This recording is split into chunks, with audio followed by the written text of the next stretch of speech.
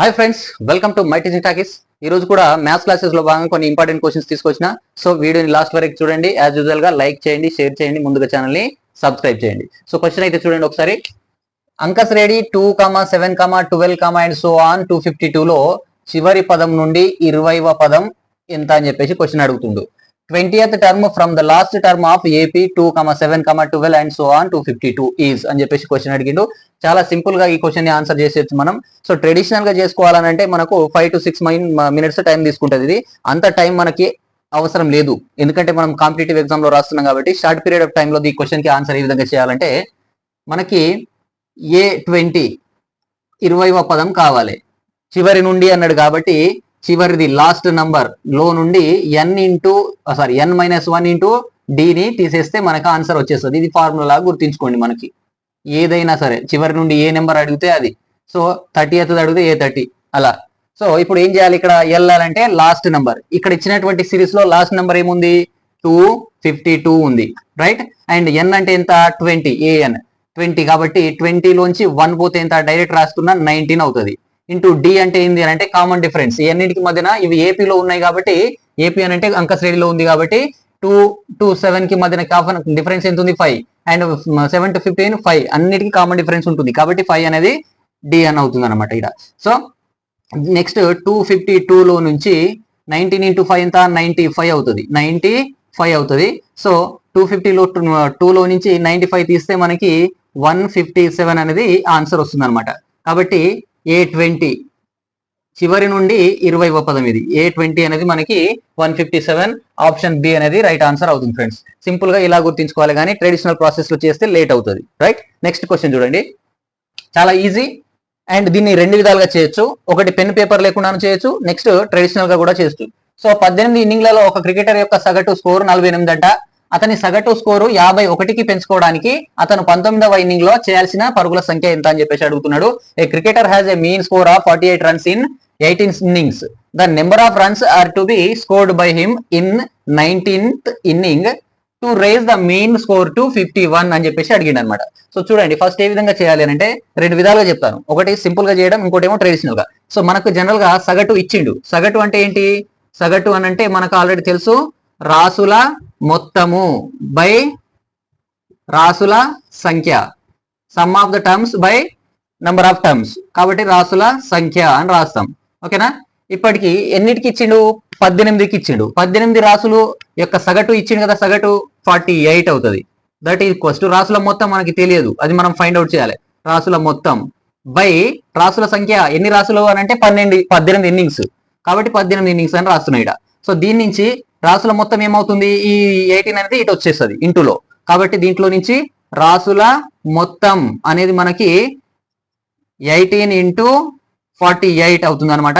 ఇది మల్టిప్లై చేస్తే 864 వస్తుంది, ఓకేనా. సో 18 రాసుల మొత్తం అనేది ఇంత అయింది. ఇప్పుడు 19వ ఇన్నింగ్ లో అతను ఎంత కొడితే అది 51కి చేరాలి అనేది తెలియాలి. కాబట్టి 19వ ఇన్నింగ్ కి సగటు అనేది ఏమవుతుంది అని అంటే, 19 ఇన్నింగ్ యొక్క సగటు సేమ్ రాసుల మొత్తం బై రాసుల సంఖ్య కదా. సో ఇప్పుడు ఏం రాయట్లేదు నేను, రాసుల మొత్తం అని అంటే ఇక్కడ ఆల్రెడీ ఇది వచ్చిందిగా 18 ఇన్నింగ్లది. 18 ఇన్నింగ్ల యొక్క రాసుల మొత్తం ఎంత వచ్చింది, 864 వచ్చింది. ప్లస్ 19వ ఇన్నింగ్ లో అతను ఎక్స్ చేసిండు అనుకోండి, స్కోర్ తెలియదు, అది మనం ఫైండ్ అవుట్ చేయాలి. ఎక్స్ స్క్వేర్ చేసిండు. సో ఈ 19వది కూడా యాడ్ అయింది కాబట్టి రాసుల సంఖ్య ఏమవుతుంది ఇక్కడ, 19 అవుతుంది అనమాట, ఓకేనా. అప్పటికే 18 ఉండే, కానీ ఇది 19వది అవుతుంది. 19వది అతను ఆడుతున్నాడు కాబట్టి ఆ రన్స్ అనేవి ఎక్స్ కాబట్టి ఇక్కడ 19 అని రాస్తున్నాను. సో ఈ 19th ఆడేటప్పుడు అతని సగటు ఎంత ఉండాలని చెప్పిండు, 51 ఉండాలన్నాడు. కాబట్టి ఈ సగటుని నేను 51 రాస్తున్నాయి, ఓకేనా. ఇప్పుడు దీంట్లో నుంచి సింపుల్ గా ఎక్స్ ని ఫైండ్ అవుట్ చేస్తే అదే ఆన్సర్ అవుతుంది. సో ఇప్పుడు ఏమవుతుంది, ఎక్స్ కావాలనుకుంటే ఈ 19 అనేది ఇటు వచ్చేస్తుంది. 19 అనేది 864 plus X is equals to 51 into 19 అవుతుంది, ఓకేనా. సో 51 into 19 చేస్తే 9 1 9, 9 5 45 ఇంటూ 51 చేస్తే ఇది 9, ఇది 6, ఇది 9, 969 వస్తుంది అనమాట ఇది, ఓకేనా. కాబట్టి దీంట్లో నుంచి ఎక్స్ కావాలనుకుంటే ఎక్స్ ఇలాగే వదిలేసి దీని విలువ 969 వచ్చింది. దాంట్లో నుంచి 864 తీసేస్తే ఎంత వస్తుంది మనకి, 105 అనేది వస్తుంది అనమాట. సో ఇదే ఆన్సర్ అవుతుంది. 105 అనేది ఆన్సర్ అవుతుంది. ఇంత చేసే కంటే ఇది ట్రెడిషనల్ ప్రాసెస్. దీన్ని కంటే ఇంకా పెద్ద కూడా చేసే వాళ్ళు ఉంటారు అఫ్ కోర్స్, కానీ ఇంకా షార్ట్ కట్ లో మనం సింపుల్ గా చేసేయచ్చు. ఎలా చేయాలో ఇప్పుడు చూడండి. ఇప్పుడు మనకి 18 ఇన్నింగ్లు అప్పటికే ఆడిండు కాబట్టి 18 ఇన్నింగ్లలో అతని స్కోరు 48 ఉంది, రైట్. 19వది ఆడుతున్నాడు. 19వది ఆడినప్పుడు కూడా అది 19వది కూడా 48 కొట్టాలి, అప్పుడు అన్నిటికీ బరాబర్ అవుతుంది. అన్నిటికీ అంటే 19th దానికి కూడా ఇదేంది, ఇది 19th కూడా 48 కొడితే అన్నిటికీ ఈక్వల్ గా ఉంటది. కానీ ఆయన చెప్పింది ఏంది, 51కి పెరగాలన్నాడు. 51 అని అంటే 48కి ఇంకా 3 రన్స్ కొట్టాలన్నమాట. ఈ 48కి ఇంకా 3 ఎన్నిటికి కొట్టాలి, అన్ని ఇన్నింగ్లకు పెరగాలి. ఎన్నిటికి పెరగాలి అని అంటే అన్ని ఇన్నింగ్లకు, ఈ 19తో పాటుగా అప్పటికే ఉన్నటువంటి 18కి కూడా పెరగాలన్నమాట. కాబట్టి 19 ఇన్నింగ్లకు 3 రన్లు ఎక్కువ కొట్టాల్సి వస్తుంది. కాబట్టి 19 ముల్ల 57 అవుతుంది. ఓకేనా, దీన్ని కలపాలి, సింపుల్. గింతే, ఇది ఆన్సర్ వస్తుంది అనమాట. So 105 is right answer. అర్థమవుతుంది, సింపుల్, ఏం లేదు. 18 ఇన్నింగ్ వరకు ఆయన 48 రన్స్ కొట్టిండు. నెక్స్ట్ ఆడేది 19వది. ఆ 19వ దాంట్లో కూడా ఎన్ని కొట్టాల్సినో, ఎప్పటికి ఎన్ని కొట్టినో అన్ని కొట్టాలి, అప్పుడు ఈక్వల్ అయిపోతుంది. ఇప్పుడు ఎక్కువ కొట్టాల్సినవి ఆ 19వ దాంతో పాటుగా అన్నిటికీ కలపాలి. కాబట్టి 19 ఇంటూ 3 చేయాలి, అప్పుడు అది 57 అవుతుంది. దాన్ని ఆ 48కి కలిపితే మొత్తమైన 19వ ఇన్నింగ్ లో 105 రన్లు కొడితే అప్పుడు ఓవరాల్ గా అన్నిటికీ కూడా కలిపి అతనికి స్కోర్ అనేది 51 అవుతుంది అనమాట. ఓకేనా ఫ్రెండ్స్, ఈ విధంగా చేయండి సింపుల్ గా. నెక్స్ట్ క్వశ్చన్ చూడండి. y minus x plus 5 is equals to 0 మరియు y plus 2x minus 3 equals to 0ల ఖండన బిందువు మరియు మూల బిందువును కలిపే సరళ రేఖా సమీకరణం కనుక్కోండి అని చెప్పేసి అన్నాడు. So the equation of the straight line joining to the origin and the intersection of the straight lines y minus x plus 5 equals to 0 and y plus 2x minus 3 equals to 0 is అని question అడిగిండు. So ఇది కూడా అడిగినటువంటి క్వశ్చనే. చూడండి ఏ విధంగా చేయాలి అని అంటే, ఈ రెండు సమీకరణాల యొక్క ఖండన బిందువు, ఈ రెండు సరళ రేఖలు, ఈ సరళ రేఖల యొక్క ఈ స్ట్రెయిట్ లైన్స్ యొక్క ఖండన బిందువు అనేది మనకు కావాలనుకుంటే ఈ రెండింటిని సాల్వ్ చేస్తే x, y ఫైండ్ అవుట్ చేస్తే అది వాటి యొక్క ఖండన బిందువు అవుతుంది అనమాట. సో x, y ని ఎట్లా ఫైండ్ అవుట్ చేస్తామని అంటే, y minus x plus 5 is equals to 0 ఉంది. అండ్ ఇంకోటి y plus 2x minus 3 is equals to 0 అని ఇచ్చిండు. సో దీంట్లో నుంచి ఈ ప్లస్ ఉన్న వాటి ముందు మైనస్ పెట్టండి, మైనస్ ఉన్న వాటి ముందు ప్లస్ పెట్టండి. తర్వాత ఈ రెండు క్యాన్సిల్ అయిపోతాయి, ఇది ప్లస్ వై, ఇది మైనస్ వై. సో నెక్స్ట్ ఇది మైనస్ 3x అవుతుంది, ఇది ప్లస్ 8 అవుతుంది, దట్ ఈక్వల్స్ టు 0. దీంట్లో నుంచి ఎక్స్ వాల్యూ ఏమవుతుందనంటే 3x అటుపోతే 3x ఈక్వల్ టు 8 అవుతుంది, x ఈక్వల్స్ టు 8/3 అవుతుంది. సో x ఈక్వల్స్ టు 8/3 అనేది వస్తుంది అనమాట. సో ఈ x ఈక్వల్స్ టు 8/3ని ఈ రెండిట్లో ఏదో ఒక దాంట్లో సబ్స్టిట్యూట్ చేసినా మనకు ఆన్సర్ వస్తుంది. సో మనం దీంట్లో సింపుల్ గా ఉంది కాబట్టి ఫస్ట్ దాంట్లో సబ్స్టిట్యూట్ చేస్తున్నా. సో దీంట్లో నుంచి y మైనస్ ఎక్స్ అని అంటే 8/3 ప్లస్ 5 ఈజ్ ఈక్వల్స్ టు 0 అవుతుంది. అండ్ దట్ ఈక్వల్స్ టు ఏమవుతుంది, y ఈక్వల్స్ టు అంటే ఈ మిగిలినంతా అటు పట్టుకోబోతున్నా. సో అక్కడ ఇది మైనస్ ఉంది, 8/3 ప్లస్ అయిపోతుంది, అండ్ మైనస్ ఉన్నదేమో ప్లస్ ఉన్నదేమో మైనస్ అయిపోతుంది. సో దీన్ని సాల్వ్ చేస్తే ఏమవుతుంది, ఇది 8, ఇది 15, 8 మైనస్ 15 అని అంటే మైనస్ 7/3 అవుతుంది అనమాట. ఇది y వాల్యూ. సో మనకి ఖండన బిందువు వచ్చింది అనమాట. ఈ ఖండన బిందువుని మనం x2, y2 అనుకుందాం. ఈ ఖండన బిందువు x2, y2 అని అంటే x వాల్యూ ఏముంది 8/3 అండ్ y వాల్యూ ఏముంది -7/3 అనమాట. ఇది మనం ఫైండ్ అవుట్ చేసినాం. అండ్ మూల బిందువు అన్నాడు. మూల బిందువు అంటే ఏంటి, 0, 0. సో మూల బిందువు అని అంటే 0, 0. దాన్ని మనం x1, y1 అని అనుకుందాం. దట్ ఈక్వల్స్ టు 0, 0 అనమాట. సో ఈ మూల బిందువు అండ్ ఖండన బిందువు గుండా పోయే సరళ రేఖా సమీకరణం కావాలి అని అనుకుంటే దానికి ఫార్ములా ఏముంది, y minus y1 is equals to y2 minus y1 by x2 minus x1 into x minus x1 అని చెప్పేసి ఇది సూత్రం అనమాట.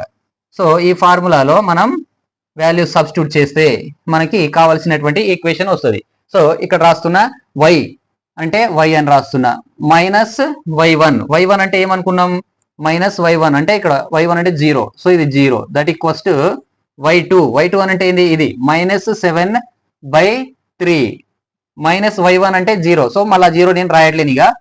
బై x2 అని అంటే ఎంత, ఇది 8/3 మైనస్ x1 అది 0 కాబట్టి అది కూడా రాయట్లేను. Next minus x minus x1 అన్నాడు, x మైనస్ x1 అంటే ఎంత 0. సో ఈ 0 కూడా నేను ఏం రాయను, డైరెక్ట్ రాసిస్తున్నాను. 0 అంటే అర్థమవుతుంది కదా, 0 ఉంది కాబట్టి రాయట్లేను. సో ఓవరాల్ గా మనకి ఇది ఈక్వేషన్ అవుతుంది అనమాట. సో దీంట్లో నుంచి ఈ త్రీ క్యాన్సిల్ అయిపోతే ఏం మిగులుతుంది, y equals to -7/8 into x అవుతుంది అనమాట. ఈ 8 ఇటు వస్తే ఏమవుతుంది, 8y అవుతుంది, -7x అవుతుంది ఇది. ఓకేనా. సో ఇప్పుడు ఈ -7x ని ఇటు తీసుకొస్తే 7x ప్లస్ అవుతుంది, plus 8y that equals to 0 అనేది మనకి కావాల్సినటువంటి స్ట్రైట్ లైన్ అనమాట. సో ఇది ఆన్సర్. ఈ విధంగా చేయాలి ఫ్రెండ్స్. నెక్స్ట్ క్వశ్చన్ చూడండి. 7 సెంటీమీటర్స్ మరియు 14 సెంటీమీటర్ల అంతర మరియు బాహ్య వ్యాసాలు గల లోహ గోళాకార షెల్ ని కరిగించి 14 సెంటీమీటర్ల భూవ్యాసం కలిగిన శంకువు రూపంలోకి మార్చబడితే ఆ శంకువు యొక్క ఎత్తు ఎంత అని అడుగుతున్నాడు. A metallic sphere shell of internal and external diameters 7 centimetre and 14 centimetre respectively is melted and recasted to form a cone of base diameter 14 centimetres then the height of the cone is అని చెప్పేసి question అడిగిండు. So 7 సెంటీమీటర్లు 14 సెంటీమీటర్లు అంతర మరియు బాహ్య వ్యాసాలు అంటే అవి వ్యాసాలు, ఆ వ్యాసాలు కలిగి ఉన్నటువంటి ఒక గోళాకార షెల్ ని కరిగించి అంతే ఘనపరిమాణం అంతే వాల్యూమ్ కలిగినటువంటి ఒక కోన్ని తయారు చేశారు అనమాట. సో ఇక్కడ ఉద్దేశం ఏంది అని అంటే ఆ షెల్ యొక్క ఆ లోహ గోళాకారపు స్పియర్ ఏదైతే ఉందో ఆ స్పియర్ యొక్క వాల్యూమ్ అనేది కోన్ యొక్క వాల్యూమ్ కి సమానం అనమాట. దాన్ని కరిగించి మొత్తాన్ని అంతే ఘనపరిమాణంలో ఒక కోన్ని తయారు చేశారు కాబట్టి.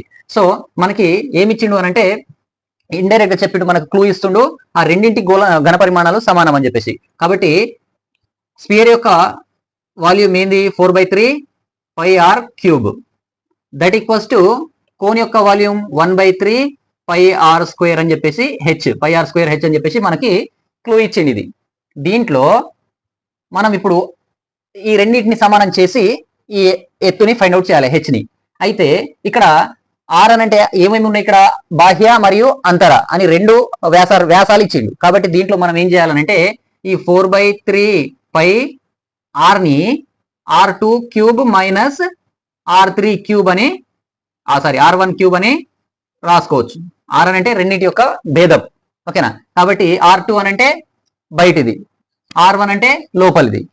దట్ ఈక్వల్స్ టు 1/3 πr అంటే ఇక్కడ 14 దీన్ని మొత్తం రాస్తున్నా నేను r² అనమాట ఇంటూ h అని రాసిన. ఇప్పుడు చూడండి ఈ 3కి ఈ 3 క్యాన్సిల్ అవుతుంది, ఈ పైకి ఈ పై క్యాన్సిల్ అవుతుంది. సో మిగిలింది ఏంది అని అంటే 4. ఇక్కడ r అంటే వ్యాసార్థాలు రేడియస్, ఇది మనకి ఇచ్చింది ఏంది డయామీటర్ ఇచ్చిండు. కాబట్టి డయామీటర్ అంటే ఏంది, diameter is equals to r is equals to radius is equals to d/2 కాబట్టి ఈ రెండింటిని సగం చేస్తే అప్పుడు r2 ఏమవుతుంది మనకి 14/2. కాబట్టి 14/2 అని అంటే 14/2 హోల్³ అవుతుంది ఇది, మైనస్ r1 7/2 అవుతుంది అనమాట. ఓకేనా. That equals to pi cancel అయిపోయింది, 1/3 క్యాన్సిల్ అయిపోయింది, ఇక్కడ 4 ఉంది, ఇక్కడ r² ఉంది. r అని అంటే ఇప్పుడు ఇది దేనికి సంబంధించింది, కోన్కి శంకువుకి సంబంధించింది కాబట్టి ఇక్కడ దాని భూ వ్యాసం అన్నాడు. సేమ్ వ్యాసార్థం కావాలంటే దీంట్లో హాఫ్ చేయాలి. కాబట్టి 14/2² ఇంటూ h అనేది రాస్తాం. ఓకేనా. నెక్స్ట్ ఇప్పుడు చూడండి ఇది ఏమవుతుంది 7 అవుతుంది, ఇది 3.5 అవుతుంది, దీన్ని అట్టే రాసుకున్నా నష్టం ఏం లేదు. సో 4 ఇంటూ ఇది ఎంత 7³ మైనస్ పైనది 7³/2³ రాయొచ్చు కదా. 7/2 హోల్³ అంటే 7³/2³ అని రాయొచ్చు. దట్ ఈక్వల్స్ టు ఇదేంది 7² ఇంటూ h అనమాట. సో h మాత్రమే కావాలి మనకు, h అడుగుతుండు కాబట్టి మనం దీంట్లో నుంచి ఈ 7 వీటిలోనే మన క్యాన్సిల్ అయితే ఏమో చూడండి. ఇప్పుడు ఏం చేయండి అంటే దీంట్లో నుంచి ఇటువైపు ఇక్కడ రాస్తున్నా, ఈ 4 అలాగే రాస్తున్నా. తర్వాత ఈ 7³ ఉన్నాయి కాబట్టి వీటిలోంచి 7² కామన్ తీస్తున్నా. 7² కామన్ తీస్తే ఏమవుతుంది, ఈ 7³ లో నుంచి ఒక 7 మిగులుతుంది, 7² కామన్ తీసిన కాబట్టి. నెక్స్ట్ మైనస్ కి మైనస్ ఉంది. నెక్స్ట్ దీంట్లోంచి 7³ లోంచి ఒక 7² కామన్ పోతే ఎంత మిగులుతుంది 7 మిగులుతుంది బై 2³ అంటే ఎంత 8. ఓకేనా, ఇంత ఉంది. That equals to 7² into h అని రాస్తాం. ఇప్పుడు ఈ 7² క్యాన్సిల్ చేయొచ్చు. ఓకేనా. అప్పుడు h ఈక్వల్స్ ఏం మిగులుతుంది 4 ఇంటూ 7 మైనస్ 7/8 మిగులుతుంది. ఓకేనా. నెక్స్ట్ 7 ఇంటూ 8 ఏమవుతుంది 56 మైనస్ 7/8 అవుతుంది. అండ్ ఇక్కడ 4 ఉంది. ఓకేనా. ఇప్పుడు ఈ 4 1 జా 4 2 జా ఇది క్యాన్సిల్ అవుతుంది. నెక్స్ట్ ఏమవుతుంది 56 లోంచి 7 పోతే 49 ఉంటుంది, బై 2 ఉంది కాబట్టి 49/2 అని అంటే 24.5 అనేది మనకి సెంటీమీటర్స్ ఇది. సో హెచ్ వాల్యూ అనేది మనకి 24.7. ఇది ఆప్షన్ సి అనేది రైట్ ఆన్సర్ అవుతుంది అనమాట దీనికి. సో ఓవరాల్ గా మనం గుర్తించుకోవాల్సింది ఈ రెండు సమానం అని చెప్పేసి మనకు క్లూలో ఇచ్చిండు. దాని ప్రకారం ఆర్ అని అంటే ఏంది, ఈ రెండింటి డిఫరెన్స్ స్పియర్ లో వాటి యొక్క R2 మైనస్ R1 గా తీసుకుంటే ఇది ఆర్ వస్తుంది అనమాట. ఓకేనా. సో నెక్స్ట్ క్వశ్చన్ చూడండి. రైట్, ఈ క్వశ్చన్ ఒకసారి చూడండి. 9 సంఖ్యల సగటు 13, వానిలో ప్రతి సంఖ్యకి 3 కలిపితే ఏర్పడే సంఖ్యల సగటు ఎంత అని అన్నాడు. సో పెన్ను పేపర్ లేకుండా ఫ్రాక్షన్ ఆఫ్ సెకండ్ లో ఆన్సర్ పెట్టొచ్చు. దీంట్లో 9 సంఖ్యల సగటు అనేది 13 ఇచ్చిండు కాబట్టి ప్రతి సంఖ్యకి సగటు 3 కలుపుతుండు కాబట్టి ఆ హోల్ గా ఉన్నటువంటి మొత్తానికి ఉన్నటువంటి సగటు కూడా 3 కలపాల్సి వస్తుంది. అదే మనకు ఆన్సర్ వస్తుంది అనమాట. కాబట్టి 13కి 3 కలిపితే 16 అనేది ఆన్సర్ వస్తుంది అనమాట. దీనికి పెన్ను పేపర్ ఏం అక్కర్లేదు అనమాట. సో ఈ విధంగా ఈ క్వశ్చన్ ని చూడంగానే ఆన్సర్ పెట్టొచ్చు. ఇది కూడా మొన్న అడిగినటువంటి క్వశ్చన్. సో ఫ్రెండ్స్, ఈ విధంగా ఈ క్వశ్చన్స్ అయితే ఇంపార్టెంట్వి అండ్ అడిగినటువంటివి. ఇలాంటి వీటిని బేస్ చేసుకొని కూడా మరిన్ని క్వశ్చన్స్ వేరే అంటే నెంబర్స్ మారుస్తూ అడగొచ్చు అనమాట. కాబట్టి ఫ్రెండ్స్, ఈ వీడియో కనుక మీకు నచ్చినట్లయితే లైక్ చేయండి, షేర్ చేయండి, ముందుగా ఛానల్ని సబ్స్క్రైబ్ చేయండి. Thank you very much.